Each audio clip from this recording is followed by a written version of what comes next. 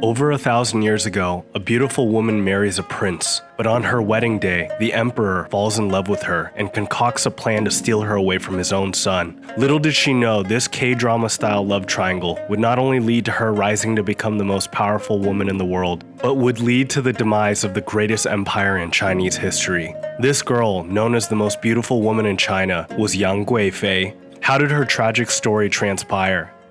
Well, let's talk about it, brah.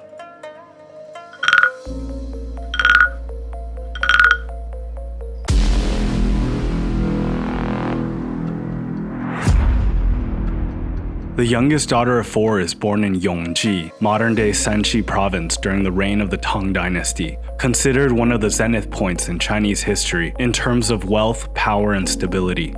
The empire spanned from the Korean peninsula in the east to the edge of Siberia and the steppes of Mongolia in the north, to present-day Afghanistan in the west, and to northern Vietnam in the south, and was almost certainly the most powerful and wealthy nation in the world during its era. The girl and her family moved to Sichuan, where their father works as a census official, but he dies abruptly thereafter. The young girl is forced to move to the eastern capital of Dongdu to live with her uncle, a low-ranking government official. Born by the name Yang Yuhuan, this girl stood out in a crowd for her unmatched beauty. It is said that she possessed mature yet soft facial features. She had deep dark eyebrows and rosy cheeks that were contrasted by her pale complexion. Her hands were delicate and always carefully placed. Her hair was described like a cloud, full and fluid, often resembling her unconfined nature. And fittingly with the descriptions left behind of her, she is remembered alongside prestigious company as one of the four great beauties of ancient China. Yang was not only physically beautiful, but talented in the performance arts, regularly captivating audiences on the pipa, an ancient musical instrument, and dancing at gatherings in the imperial palace.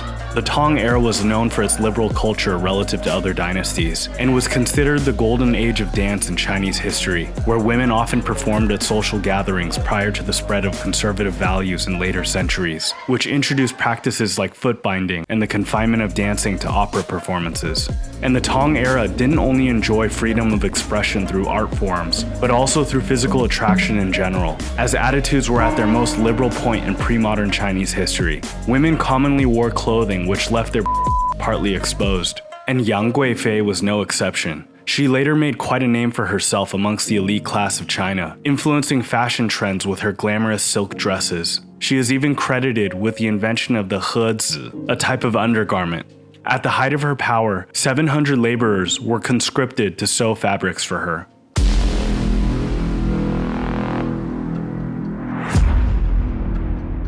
Having been raised in Dongdu, Yang is brought from one of the far corners of China in Sichuan to one of the political centers of the empire, where many high-ranking officials and, more importantly, members of the royal family reside. It's here a 17-year-old Yang Yuhuan is discovered by Prince Li Mao, the 18th son of the emperor. Entranced by her beauty, he quickly arranges to marry her. Yang, having been a fatherless daughter raised as an adopted child of a lowly local official, becomes a princess overnight. Her fairy tale is quickly thrown into chaos, however, as during her wedding she is introduced to her father-in-law, Emperor Xuanzong. Like his own son, the emperor is immediately enchanted by Yang's beauty and grace, and cannot bear the idea of not having her for his own. However, since Princess Yang was already promised to his son, to avoid public criticism against his unrighteous desires, Emperor Xuanzong stealthily arranges for her to become a Taoist nun to force her to annul her marriage.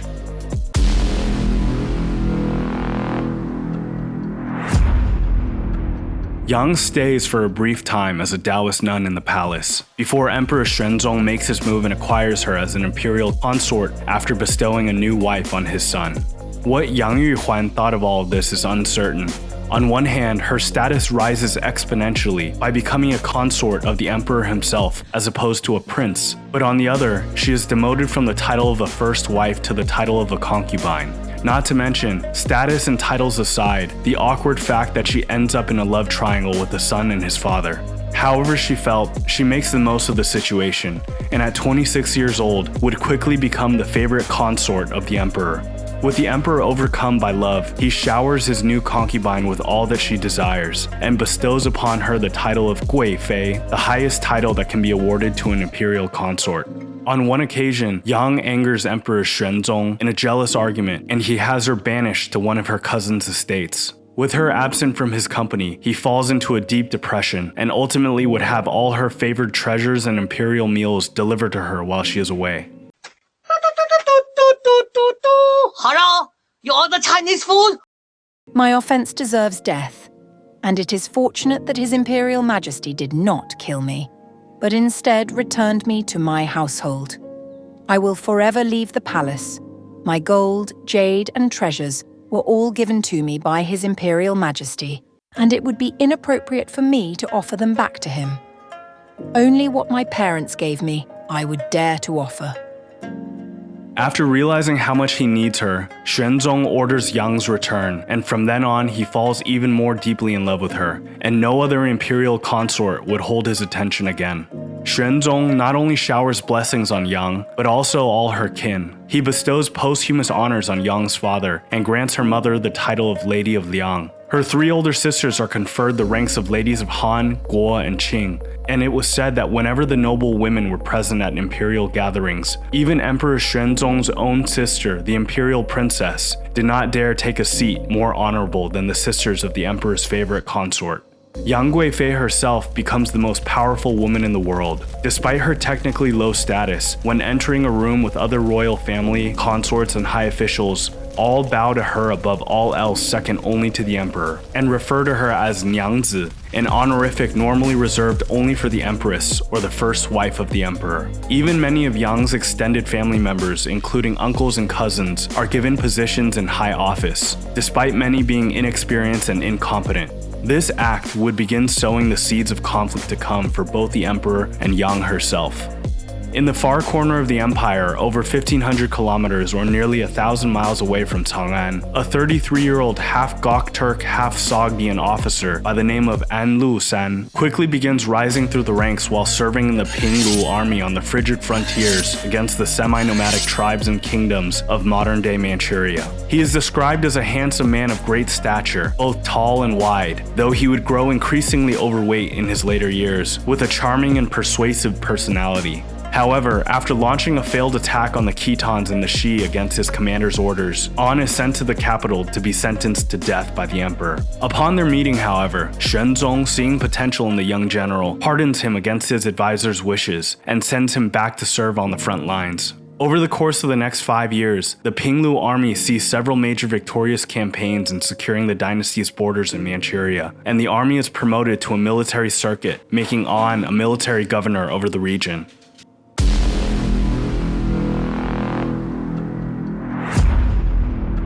An Lu San returns to the capital to pay homage to the emperor, and this time he is welcomed as the hero. Xuanzong allows him full access to the imperial palace, where he is introduced to Yang Guifei. The two immediately hit it off, and An asks that he become an adoptive son of Yang, and Emperor Xuanzong agrees.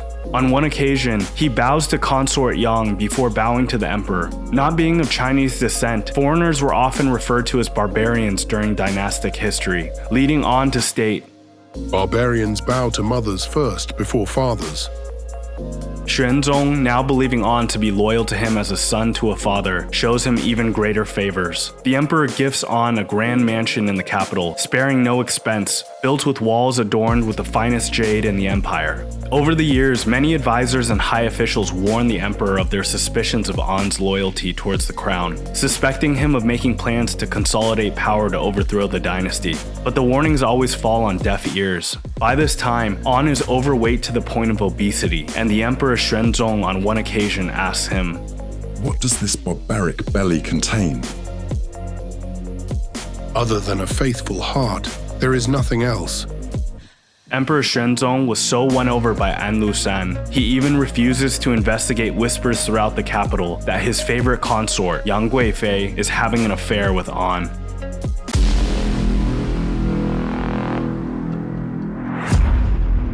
So favored has An become by Xuanzong and Yang Guifei that the emperor anoints him the title Prince of Dongping, setting a precedent as the first case in the dynasty's history of a non-Li clan member, the clan of the emperor, to be welcomed into the royal circle outside of a marriage.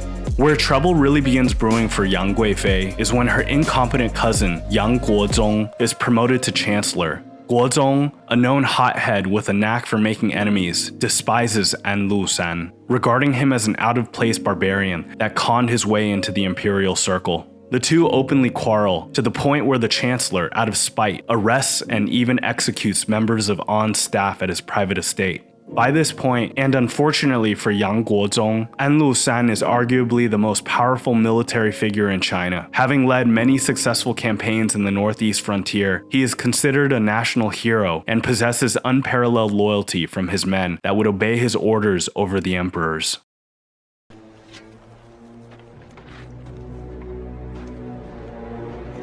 My name is Maximus Decimus Meridius.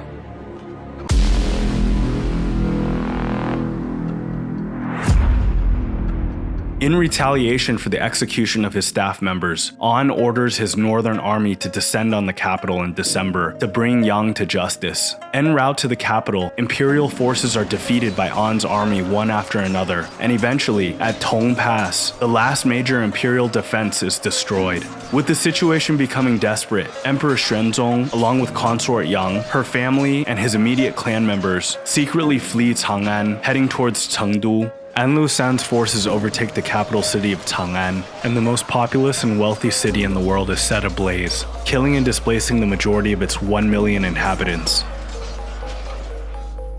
With him are Yang Guozong and many other high officials and officers. While en route to Sichuan at Xianyang, many imperial soldiers and even foreign emissaries that fled with the imperial family begin facing food shortages. With most imperial officers believing Yang Guozong's actions had provoked this disaster, nearly the entirety of the Yang clan along with their spouses are rounded up and put to the sword, except for Yang Guifei, who is defended by the emperor. The soldiers surround Emperor Xuanzong's pavilion, placing him under house arrest. The emperor's years of alliance with the Yang clan has thrown the empire into civil war, all over his blinded love for a woman of lowly background. His officers demand blood. With pressure mounting and his own head and that of his kin on the line, the emperor sorrowfully orders Yang Guifei to a Buddhist shrine and allows her a forced suicide, considered a more dignified death than execution. At the age of 37, imperial soldiers hang her with a silken cord.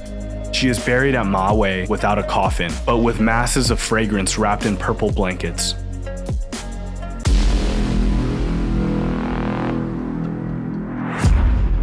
Back east, An Lushan declares himself emperor and founds the state of Yan with its capital in Luoyang. Over the next year, An becomes increasingly obese and is said to have required 3 servants to dress him. His obesity causes him to become ill, paranoid, and violent, and he becomes a recluse, with even his highest-ranking generals rarely seeing him. Eventually, his own son has him assassinated in his chambers.